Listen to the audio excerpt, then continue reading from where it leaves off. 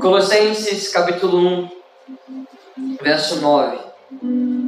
Por esta razão também nós, desde o dia em que o ouvimos, não cessamos de orar por vós e de pedir que transbordeis de pleno conhecimento da sua vontade, em toda a sabedoria e entendimento espiritual, a fim de viver de modo digno do Senhor, para o seu inteiro agrado, frutificando em toda boa obra e crescendo no pleno conhecimento de Deus. Pai, obrigado pela sua palavra que é viva. Obrigado pela sua palavra que é real. Obrigado pela sua palavra que encontra espaço no nosso coração para que nós possamos dar frutos. Senhor, nós nos rendemos diante da sua presença. Nós precisamos ser lembrados mais um pouco daquilo que o Senhor colocou dentro de nós e daquilo que o Senhor colocou adiante de nós. Nós precisamos ser lembrados e levados a um lugar de um conhecimento um pouco mais profundo da tua glória. Espírito Santo, eu oro para que o Senhor ministre e pregue no meu lugar essa noite, para que o seu nome seja glorificado, Pai, para que a tua igreja aprenda, para que a tua igreja cresça, para que a tua igreja viva, para que a tua igreja esteja totalmente firmada e alicerçada em uma vida de cruz, em uma vida de ressurreição, em uma vida de ascensão, de uma vida vitoriosa no Cordeiro de Deus. Obrigado, Pai, pelo seu sacrifício. Obrigado pelo véu rasgado. Obrigado pelo livre acesso que nós temos. E eu oro para que haja fome no nosso coração. Fome para conhecer a Cristo. Fome para olharmos para Jesus e vermos a glória do Senhor. Obrigado por isso, Pai. Nós rendemos tudo aos seus pés. Em o nome de Jesus. Amém e amém. Nada me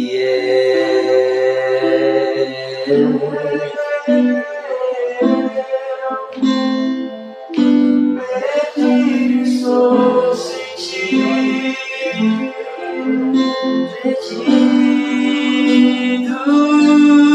e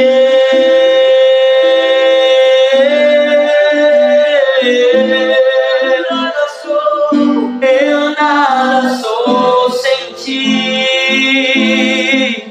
nada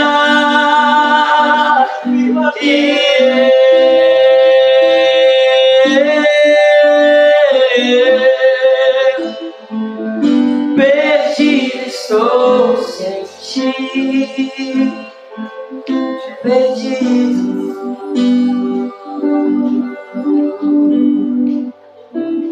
Obrigado, Senhor. Não cessamos de orar por vós e pedir que transbordeis. Repita comigo, transbordeis.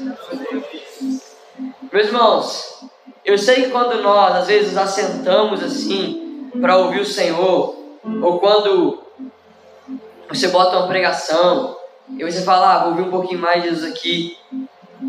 Eu sei que isso às vezes se torna algo comum para a gente. Mas, meus irmãos, nós precisamos, de fato, olhar para o conhecimento de Deus, não como algo, sabe, que a gente faz de forma cotidiana, sabe, mas o conhecimento de Deus como algo precioso. Paulo está dizendo, eu oro para que vocês transbordem no pleno conhecimento do Filho de Deus. Meus irmãos, quantos de nós chegamos no pleno conhecimento do Filho de Deus? Paulo está orando para que aquela igreja ela cresça em conhecer o Senhor. E ele vai dizer sobre o pleno conhecimento da sua vontade. Deus tem uma vontade e essa vontade precisa ser conhecida. Quanto mais nós conhecemos a vontade do Senhor, mais nós podemos nos dobrar a essa vontade. Em Efésios 5, Paulo vai dizer, procurando saber qual a vontade do Senhor. Procure saber qual a vontade do Senhor. Procure crescer no pleno conhecimento da vontade de Deus.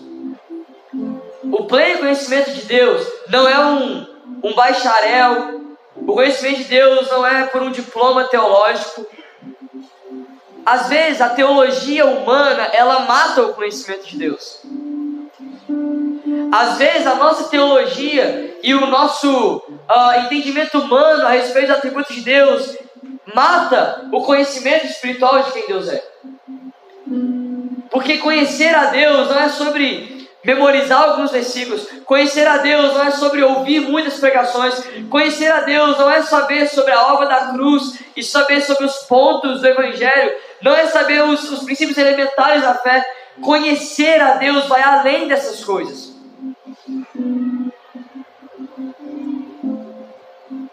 Conhecer a Deus fala sobre um lugar onde a palavra do Senhor, ela vira revelação no nosso interior. A palavra de Deus, ela precisa virar revelação no nosso interior. E o que significa a palavra revelação? A palavra revelação significa apocalipto. Quando nós lemos o livro de Apocalipse, em inglês é o que? The Revelation, ou seja, a revelação, mas em português a gente não traduziu. Mas o que significa Apocalipse? A revelação. E o que significa apocalipto? Tirar o véu. Então o que é revelação? Tirar o véu. Que véu é esse? O véu que está sobre os nossos olhos. Estava conversando hoje de novo, falei uma vez lá na cela da plenitude. E aí a gente estava falando sobre a grandeza de Deus. Eu falei assim, meus irmãos, como que o homem carnal não consegue ver a glória de Deus, não consegue contemplar o quanto Jesus é precioso? Porque quando a gente se converte, a gente olha e fala assim, cara, Jesus é tudo que eu tenho. Mas o que as pessoas que estão ao nosso redor não conseguem ver? Porque talvez você está doido para o seu pai e sua mãe ver, mas eles não conseguem ver. E você fala, eles não veem. Você quer que a igreja veja, e muitas vezes a igreja está apática. Você vai pregar, a igreja está assim, é mais uma pregação. Por quê, meus irmãos? E aí a gente falou sobre, você pega um quadro, desses quadros incrivelmente bem pintados, não é essas obras de arte moderna, misericórdia, dos infernos que a gente vê hoje não, que o cara faz um risco e fala que é arte. Não, arte. Ok? Não é essa cultura dadaísta que a gente tem no nosso meio não. Arte. Você pega aquele quadro bem pintado e você bota na frente do cego. Qual é a beleza que aquilo vai ter pro cego? Nenhuma. Pergunta, o quadro deixou de ser belo? Mas o cego, ele é incapaz de acessar as riquezas daquele quadro. Porque o cego consegue ouvir, e talvez ele apreciaria uma boa música, o cego consegue sentir, ele tem um paladar, então ele apreciaria uma boa comida, mas ele não vê, e porque ele não vê, ele não valoriza aquele quadro. Isso de forma nenhuma tira a glória do quadro. Mas a cegueira daquele homem impede com que ele veja. Meus irmãos, qual que é a maior obra de Satanás? Qual que é o maior intuito de Satanás? Meus irmãos, por que o diabo está... Às vezes a gente pensa que o diabo está preocupado com a guerra da Rússia e da Ucrânia. A gente pensa que o diabo está preocupado com o desastre do Rio Grande do Sul. Meus irmãos, não é... O diabo não faz maldade apenas pela maldade. Por que o diabo está trabalhando a todo momento, para que haja sobre as pessoas uma cegueira? Repita comigo, uma cegueira. A Bíblia vai dizer que o príncipe desse século cegou o entendimento dos incrédulos para que eles não vejam a glória de Deus na face de Cristo. Qual que é o maior intuito de Satanás? É quando as pessoas olham para Jesus, elas não vejam a glória de Deus. Porque o homem carnal, o homem natural, ele não pode entender as coisas do Espírito. Porque elas se discernem pelo Espírito. Existe uma realidade eterna em Deus. Existe um conhecimento eterno de Deus. Que ele não pode ser acessado pelo entendimento humano. Ele precisa ser acessado por um lugar de revelação. Um lugar onde o véu é removido. Aí você entende o que Paulo estava sempre orando por revelação. Às vezes a gente acha que quando Paulo está orando por revelação, ele está falando por uma revelação nova. Aí você está lendo lá e você vê Abraão. Abraão, Isaac, o Cordeiro, Jeová Jireh. João era Jesus e olha a revelação. Isso é revelação. Se for no teu espírito. Se não é no teu espírito, isso é conhecimento humano. Quando Paulo fala sobre revelação, ele não está falando sobre entender alguma coisa legal da Bíblia. Quando Paulo fala sobre revelação, não é sobre entender alguma coisa nova da Bíblia. Quando Paulo fala sobre revelação, é sobre a cegueira, a escama, que ainda às vezes está nos nossos olhos, no nosso entendimento, ser removida. Deus, nós já temos a palavra. Deus, nós já temos Cristo, mas nós não conseguimos ver com clareza, a não ser que haja revelação, a não ser que haja uma remoção do véu, que ainda está sobre os olhos de muitos. Meus irmãos, é por isso que eu posso falar, trazer uma pregação aqui, e para você, foi só mais um culto, mas existe um irmãozinho que está queimando por dentro, e ele está recebendo aquilo, e a vida dele nunca mais vai ser a mesma, porque para você foi conhecimento humano, mas para aquele homem foi espírito e vida. O que mudou foi a pregação do João, não, foi o teu interior. O que mudou não foi o quadro bonito, não é o quadro que ficou mais belo para o culto, é porque o culto pode ver o quadro, mas o Pedro não pode.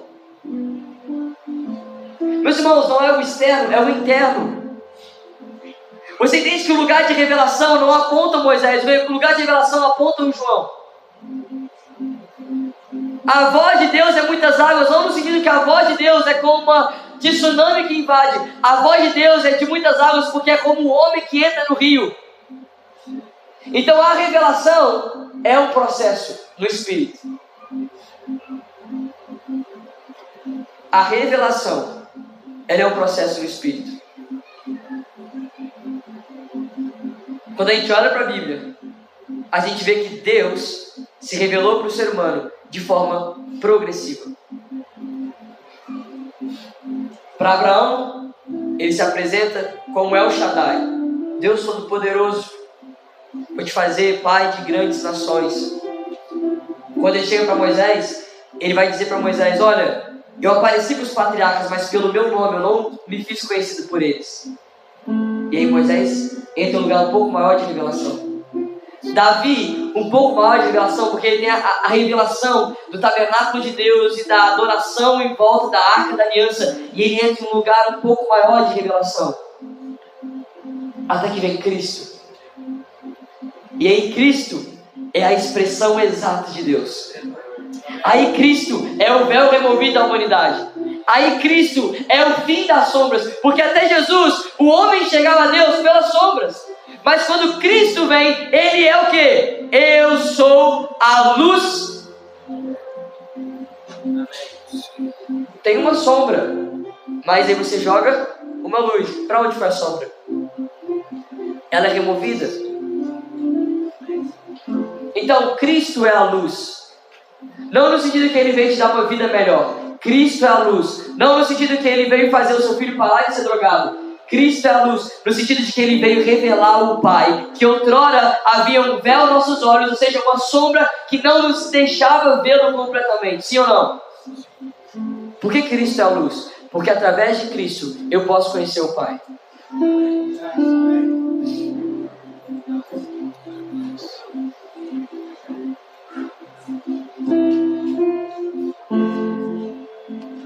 Colossenses 1, depois a gente vai para Hebreus. Colossenses 1, verso 13. Ele nos libertou do império das trevas, Cristo, e nos transportou para o reino do Filho do seu amor, no qual temos a redenção, a remissão dos pecados. Este é a imagem do Deus invisível, o primogênito de toda a criação. Pois nele foram criadas todas as coisas, nos céus e sobre a terra, as visíveis e as invisíveis, sejam tronos, sejam soberanias, quer principados, quer potestades, tudo foi criado por meio dele e para ele. Ele é antes de todas as coisas, nele tudo subsiste. Ele é a cabeça do corpo da igreja, ele é o princípio, o primogênito de entre os mortos, para em todas as coisas ter a primazia. Versículo 19, porque aprove a Deus que nele residisse toda, repita comigo, toda a plenitude. Calma aí. Então Paulo está orando para que aquela igreja cresça no pleno conhecimento de Deus. E aonde está a plenitude de Deus? Em Cristo. Por isso Cristo é a luz, porque Cristo é aquele que remove o véu, que remove a cegueira e faz com que o cego, outrora, não conseguindo enxergar a beleza do quadro, agora possa ver. E quando o cego vê, ele se depara primeiro com a sua cegueira, porque Cristo sempre esteve ali. Meus irmãos, esse é o maior mistério da criação. Deus sempre esteve aqui, mas nós estávamos impedidos de vê-lo corretamente. Não é isso que João vai dizer? O verbo estava no mundo, o mundo foi criado por intermédio dele, mas o mundo não o conheceu. Então calma aí, o verbo, Cristo, estava no mundo, a palavra estava no mundo, o mundo foi feito por intermédio dele, mas o mundo não o conheceu. Mas ele não termina aí. No verso 14, o verbo então se fez carne e habitou entre nós, cheio de graça e de verdade, e vimos a sua glória, glória como do unigênito do Pai. Presta atenção em algo. Imagina agora que você está diante de um cego, e o cego está diante daquele quadro, mas o cego não pode ver. E aí o que você faz? Você começa a dizer para o cego, nos ouvidos do cego, o que está diante dele. Meus irmãos, Deus é carne ou Deus é espírito? Deus é espírito. Mas o homem estava preso na dimensão da carne. O homem estava preso na dimensão do corpo físico. E aí o Deus que é espírito se faz homem para que nós pudéssemos vê-lo. Mas a revelação de Deus não parou como Cristo homem. Entenda uma coisa, Jesus, ele diz para os discípulos, eu preciso ir, porque quando eu for, o Espírito virá. E quando o Espírito vem, eu agora como novo homem sou levado a uma dimensão espiritual. E nesse lugar a revelação. Então eu posso conhecer a Cristo pelo Espírito. Isso é revelação. Não é sobre um novo entendimento da palavra que você viu o Luciano Subirá falar. Não é sobre uma nova coisa que o Luiz Hermínio disse. É sobre um novo lugar que você entrou. E se você não entra nesse lugar pelo Espírito, você não acessa a revelação. E o pleno conhecimento de Deus só vem pela revelação. Por isso que existem muitos teólogos que não possuem conhecimento de Deus. Existem muitos sacerdotes, existem muitos pastores que não possuem o conhecimento de Deus, porque não é sobre o nosso intelecto físico e não é sobre a nossa capacidade humana de descrever o Deus invisível, é sobre a nossa revelação pelo Espírito em conhecer a Jesus. Presta atenção em algo. Quem revelou o Pai? Cristo. E quem revela Cristo para nós hoje? O Espírito. Isso é o pleno conhecimento de Deus. Pelo Espírito conhecemos a Cristo, e quando vemos a Cristo nós vemos o Pai.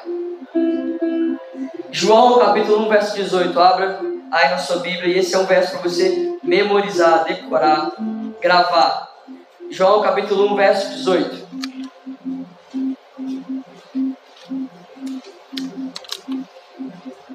Porque ninguém jamais viu a Deus, mas o Filho de Deus, o Filho unigênito, que está no seio do Pai, é quem o revelou. Então Deus foi revelado através do seu Filho. Mas João, isso não é algo novo para mim, mas pode ser um lugar novo para nós. Nós precisamos de revelação. Hebreus capítulo 1.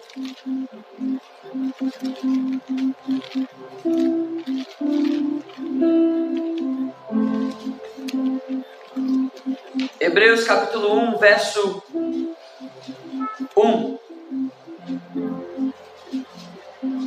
Havendo Deus outrora falado muitas vezes e de muitas maneiras aos pais pelos profetas, presta atenção.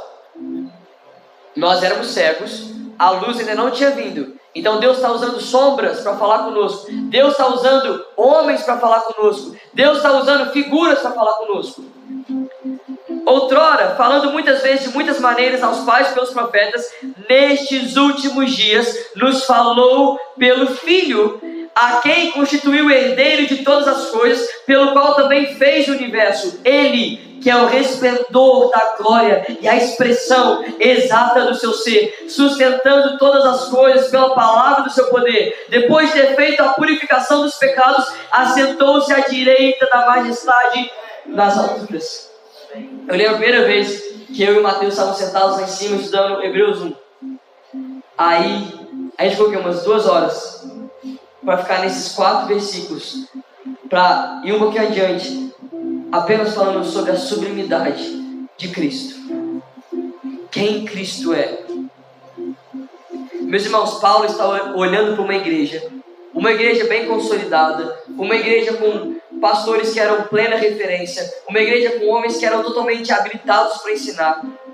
Ele está olhando para essa igreja dizendo: eu oro para que você chegue ao pleno conhecimento de Deus. Quanto mais nós precisamos dessa oração, Deus, nós precisamos de revelação. Nós precisamos de revelação. E se você julga já saber, então porque você não sabe.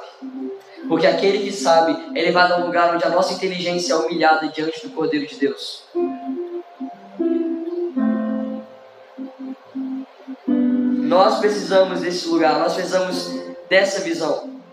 E Paulo, ele está conduzindo a igreja em um lugar de ser inconformada com o lugar onde ela está. Meus irmãos, nós em Cristo recebemos uma nova visão, recebemos novos olhos e recebemos uma nova mente.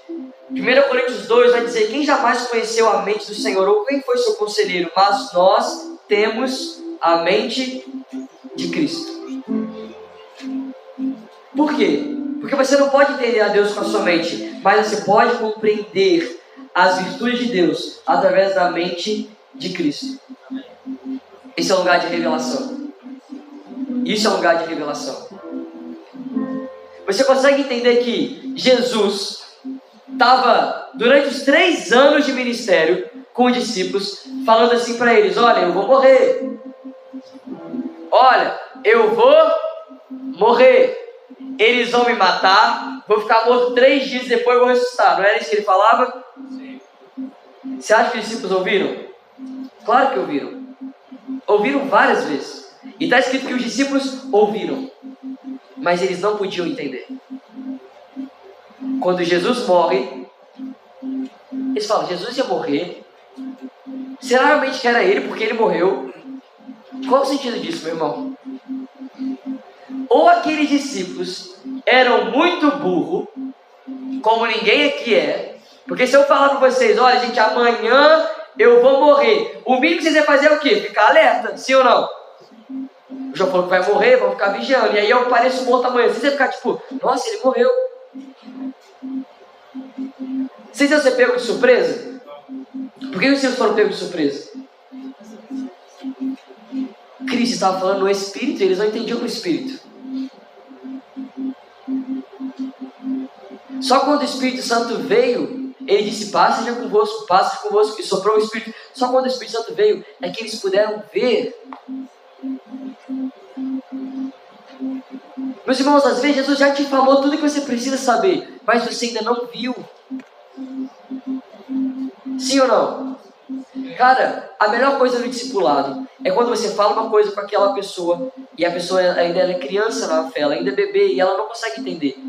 Mas você sabe que você semeou. E aí você vai e repete daqui 1 mês. E aí passa alguns meses e aquela pessoa fala: João, eu entendi isso. Ela já tinha ouvido aquilo antes, mas naquele momento o véu foi removido. O Espírito fez aquilo que o João não pode fazer. Naquele momento Cristo pode ser gerado. Cristo é gerado sempre onde há revelação. Por isso que a minha pregação aqui hoje para você pode ser um lugar de... Ou pode ser um lugar de: já ouvi isso. Pode ser um lugar de: ó, legal, o João tá falando legal, hein? Ou: ó, João, pregação boa. Nossa, o João prega bem, né? Ou pode ser um lugar de: aquilo mudou o meu coração, aquilo mudou minha vida, aquilo me fez enxergar Cristo de forma diferente. Nós precisamos de olhos abertos, meus irmãos. Efésios, quando Paulo vai orar por aquela igreja, ele vai orar por quê? Para que eles tenham um espírito de quê? Sabedoria e de... no pleno conhecimento de Deus. E vai dizer: iluminados os olhos do vosso coração, para saberes qual é a esperança do chamamento. Então Paulo está dizendo: olha, vocês já viram a Cristo, mas existe um lugar onde os olhos ainda precisam ser abertos, para que vocês vejam o tamanho daquilo que vocês receberam em Jesus. Pensa agora numa criança, Guto.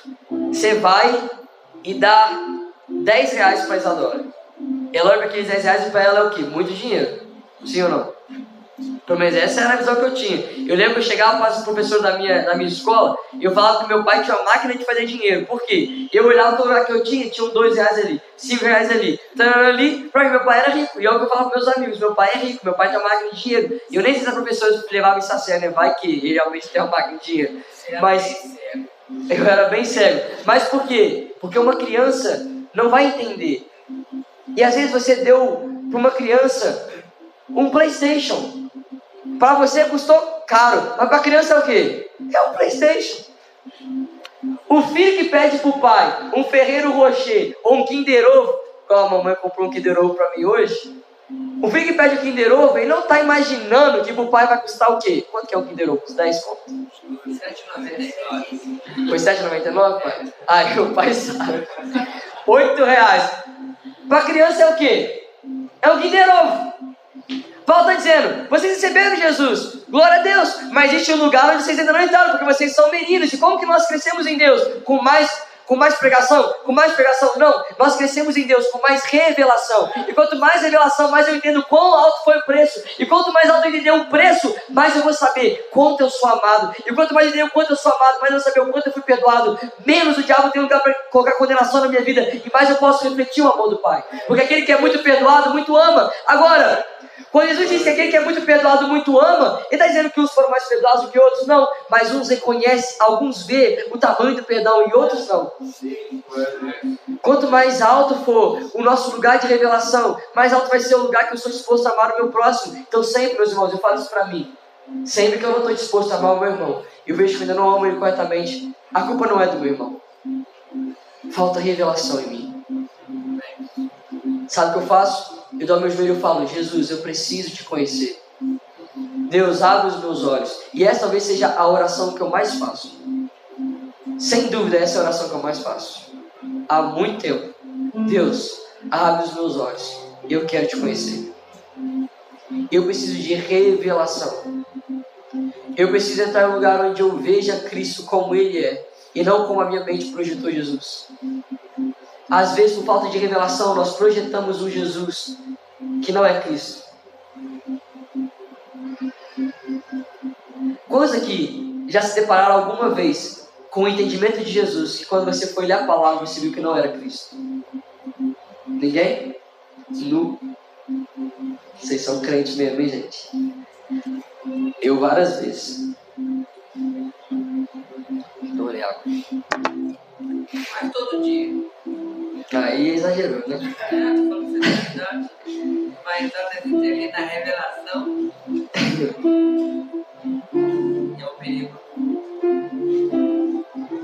Quando Jesus está lá, presta atenção, Jesus está lá com os discípulos, aí os samaritanos não querem deixar Jesus passar. O que é que João e Tiago falam para Jesus? O diabo cheio de fogo. O que eles falaram? Senhor, quer que eu mande descer fogo nesse povinho aqui? Exatamente, por quê? Esse demoniado. Qual era a sombra que eles conheciam? Elias. Não foi isso que Elias fez? O rei mandou, vai lá. Gente, imagina isso aqui, está na Bíblia. Se a gente fala que está na Bíblia, é porque a gente tem uns parafusos a menos. Por quê? Os caras vão chamar Elias lá no alto do monte. Elias fala, se eu sou homem de Deus, se cai uma bola de fogo e mata vocês, 50 homens morrem. Na hora. Aí o rei manda mais 50. Quando vai vir os 50 homens de Deus, o rei manda chamar, se eu sou homem de Deus, que cai o fogo do céu e mata vocês, morre mais 50. Sem ele mover um pauzinho. Quando vai vir o terceiro, os caras falam assim, não mata nós. Por favor, vem. Aí Elias desce. Ó, pediu com educação, agora eu vou ir. Esse era o nível de revelação dos discípulos de Jesus. Agora a gente é discípulo dele. Eles não estão deixando a gente. Quer que manda? Quer que a gente ore e manda cair fogo do céu? Aí Jesus olha para eles e fala, vocês não sabem de que espírito sois. Eu entendo o que Elias fez, mas era uma sombra. Aqui está Cristo. Quando Jesus vai ser preso, quando Jesus vai ser preso, o que Pedro pensou? Isso não é justo. Eles vão tomar o meu rei. O que eu tenho que fazer como homem zeloso? Eu vou partir para cima, eu vou dar a minha vida. O que ele pegou? Pegou na espada. Sabe o que eu acho? Uau. Isso veio agora. Quando Pedro disse para Jesus que ele morreria por Jesus, ele estava sendo honesto. Até o momento em que ele viu Jesus curando a orelha do cego de mal. Eu acho que naquele momento Pedro desistiu. Porque se você for para pensar, Pedro está com uma espada, eles tinham 2 espadas. E vindo a galera com porrete e espada. Quando vão prender Jesus, ele cata a espada. O que esse cara está pensando? Eu vou entregar minha vida, sim ou não? Quem que é doido de com uma espada ir contra um monte de soldado romano? Você faria isso? Sim ou não? Então ele foi intencional. Mas quando Jesus olha para ele e repreende Pedro, Pedro fala, esse cara realmente é doido. Porque Pedro se deparou com um Jesus que não era o Jesus que ele tinha na mente, mas era o Cristo. O que mudou? Jesus mudou? Mas algo no coração de Pedro mudou. E olha só que legal. Pedro nega Jesus e ele chora amargamente. Quando Jesus ressuscita, sabe o que Pedro vai fazer? Ele volta a pescar. Sabe o que Jesus olhou para? Sabe o que Pedro pensou sobre Jesus? Agora ele não vai me querer mais. Porque até aquele dia eu já tinha vacilado algumas vezes, já tropecei na água, mas eu fui. Mas eu neguei Jesus, não tem mais lugar para mim. E aí Jesus chama Pedro. Quando Pedro chega, tem uma mesa preparada, Jesus estava com o pãozinho, o peixinho. Ele chama Pedro para o canto e fala, Pedro, tu me amas? Senhor, te amo. Pedro, tu me amas? E naquele momento, Pedro tem uma revelação de que Cristo nunca o amou pelo desempenho de Pedro. Mas que mesmo depois de ter negado Cristo, ele disse, apacenta minhas ovelhas. O propósito da sua vida não foi alterado absolutamente nada. Eu sou Cristo que faço nova todas as coisas. Naquele momento, Pedro foi conduzido a um lugar de revelação. É o lugar mais profundo. Ele viu Deus naquele momento. Ele teve um encontro com o amor de Deus naquele momento. E a partir desse lugar, ele então pôde apacentar a ovelha do Senhor. Porque uma igreja que não é pastoreada em lugar de revelação, ela vai sucumbir. Por falta de vida. Porque a vida não vem do entendimento, a vida vem da revelação. Sim ou não? E é por isso que Paulo está sempre orando, Deus, nos dê revelação. Ah, João, mas é tão difícil, então vamos pelo menos orar por isso. Vamos orar para que Deus nos dê revelação. Faça disso a sua oração diária todos os dias. Sempre que você for ler a palavra, dobra o seu joelho e fala, Deus, eu quero ter revelação. Abra os meus olhos. Aquela música que diz, abra os meus olhos, eu quero ver. É isso que nós estamos cantando. Deus, eu quero ver. Sabe, não é que Jesus vai estar mais presente no nosso culto, é que a gente vai estar mais presente nele. O que Lucas 24 nos narra? Jesus ressuscitou, aí tem 2 discípulos frustrados a caminho de onde? Emaús. Aí Jesus aparece no meio deles e começa a pregar. Não foi o que Jesus fez? Sim ou não? Não. Foi. Pergunta a ele primeiro. Tá bom. Começou a perguntar, mas depois ele começou a explicar para eles. De Isaías, as profecias, até Cristo. Presta atenção em algo. Jesus está explicando. Alguma vez eu sei que você já teve isso. Se ouviu alguém explicando a palavra, você, meu Deus, agora imagina o próprio Cristo te explicando a palavra. Quem é que não entende Moisés? Eles entenderam? Provavelmente entenderam. Mas só quando Jesus estava na mesa e ele partiu o pão, os olhos deles foram abertos e reconheceram que era Jesus. Minha pergunta para você é, Jesus ficou mais presente naquele momento que ele já estava? Não. Mas aqueles discípulos puderam ver. Como um quadro pintado na frente do cego.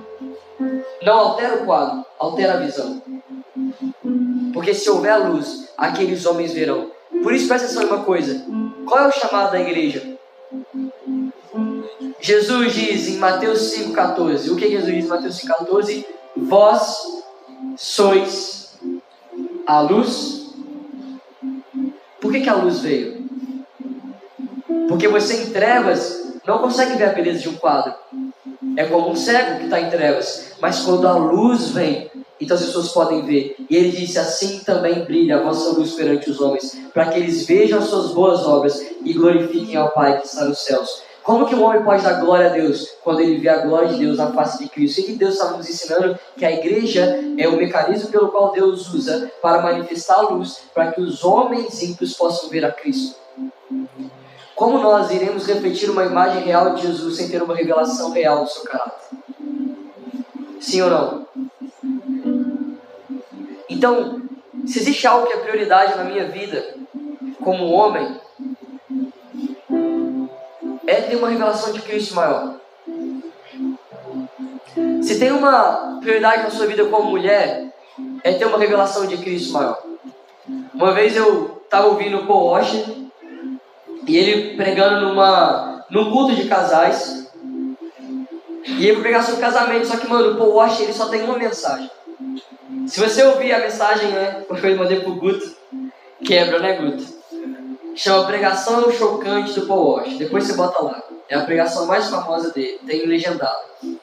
Tem dublado, mas é ruim. Legendado. E aí nisso, ele tem uma mensagem. Eu pensei, agora eu quero ver quem vai falar sobre casamento. E ele começou a falar do amor de Deus, de amar Jesus, sobre a cruz. E ele falou que uma vez ele estava pregando na Rússia e chamaram ele para pregar num congresso de casal. E eram várias pregações que ele teve para casal. E ele começou a falar sobre o Evangelho, sobre o pecado do homem, sobre a cruz de Jesus, sobre a graça. Depois de algumas pregações, os irmãos falaram assim, olha, pastor, a gente está amando quando você está falando sobre o Evangelho, isso é bom. Mas quando é que você vai começar a falar sobre o casamento? Ele olhou para os irmãos e falou assim, a igreja não precisa entender como ser um bom marido e nem como ser uma boa esposa. Se nós conseguirmos levar a igreja a um lugar de amar a Deus, então aquele homem será um bom marido e aquela mulher será uma boa esposa. A gente não faz retiro de casal para você aprender o que você deve ou não deve fazer em casa. O nosso retiro de casal deve ser para você aprender a amar Jesus. Que Jesus for a revelação da sua vida, então você vai ter em Jesus o marido que você precisa ser. E você vai ver na igreja a sujeição que você precisa ter. Mas tudo parte de um lugar de revelação de quem Cristo é. É por isso que, quando Jesus está falando para os discípulos, quem as pessoas dizem que eu sou? Carne. Quem que as pessoas falam que Jesus era? O profeta. Jesus era o profeta, sim ou não? Sim. Mas aí de repente Pedro levanta e fala o quê? Tu és o Cristo. Aí Jesus olha para ele e fala, ele pausa, não foi carne, nem sangue que te vê. Porque a revelação nunca pode partir da carne. A revelação nunca parte da carne. A revelação, ela sempre parte do Espírito. Aí você olha para aquela afirmação de Pedro e fala, pô, mas o que Pedro falou foi tão simples. Jesus é o Cristo. Os demônios estavam falando que Jesus era o Filho de Deus.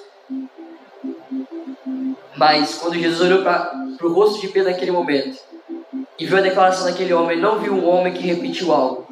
Ele viu um homem que viu algo. Naquele momento o Espírito revelou para Pedro.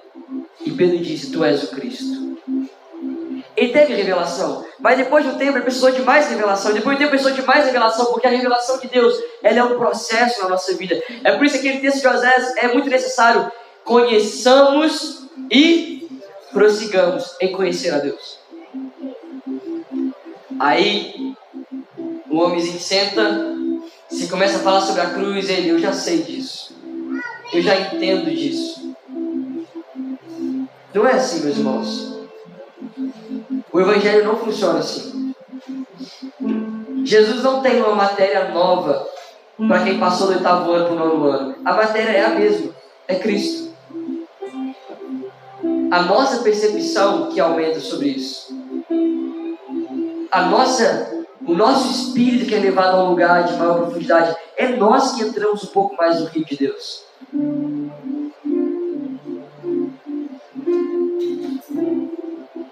Vamos lá, Paulo em Colossenses 1, ele fez essa oração e ele vai dizer o propósito da oração no versículo 10. A fim de viver de modo digno do Senhor para o seu inteiro agrado, frutificando. Então calma aí. O que Paulo quer? Paulo quer que a igreja frutifique. Então lembra da semente do Guto?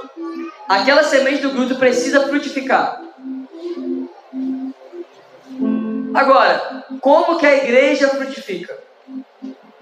Como que a igreja pode se tornar fruto para as nações?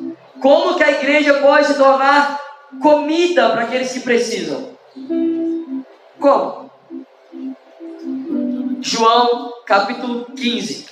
Abre aí sua Bíblia comigo. Gente, vamos criar o hábito de trazer a Bíblia, de viver com a Bíblia,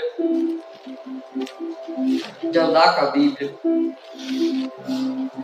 A não ser que você gosta de anotar as coisas no celular, gosta de... João capítulo 15, versículo 1. Eu sou a videira verdadeira, e meu pai é o agricultor. Todo ramo que estando em mim não der fruto, ele o corta, e todo que dá fruto limpa, para que produza mais fruto ainda. Presta atenção em algo. Ele limpa. O que é esse limpar? Ele tira um pouco mais do véu. Ele aumenta um pouco mais a nossa revelação para o pleno conhecimento do Filho de Deus. Porque é no pleno conhecimento do Filho de Deus que o Pai é revelado. Ele é a videira verdadeira. Se nós estamos em Cristo, nós damos fruto. Repita comigo. Se nós estamos em Cristo, repita com fé isso. Se nós estamos em Cristo, nós damos fruto. Pronto. Então eu vou frutificar. Não existe uma alternativa. Eu vou frutificar. Porque eu estou em Cristo. Isso parte de um lugar de revelação. Amém. Amém, Senhor. Obrigado pela Tua palavra. Pelo privilégio que é nós estarmos diante de Ti, Senhor. Pelo privilégio que é estarmos como família, como igreja, diante da cruz, diante da Sua palavra. Deus, eu oro para que o Senhor derrame sobre a Tua noiva, sobre a igreja que se reúne nesse local, espírito de sabedoria e de revelação do pleno conhecimento do Filho de Deus. Para que nós cresçamos no pleno conhecimento da Sua vontade, a fim de manifestarmos o Pai, a fim de vivermos de forma digna do Senhor, a fim de andarmos como Cristo andou, a fim de estarmos crucificados para nós mesmos e vivos para Deus. Pai, o Senhor sabe que essa é a minha oração. O Senhor sabe que eu não oro na terceira pessoa, eu oro como quem precisa, urgentemente, de olhos abertos. Abre os nossos olhos, Senhor. Abre os nossos olhos, Senhor. Abre os nossos olhos, Senhor. Abre os olhos do Seu povo, Jesus. Leva-nos a um lugar de revelação, Pai. Leva-nos a um lugar de revelação.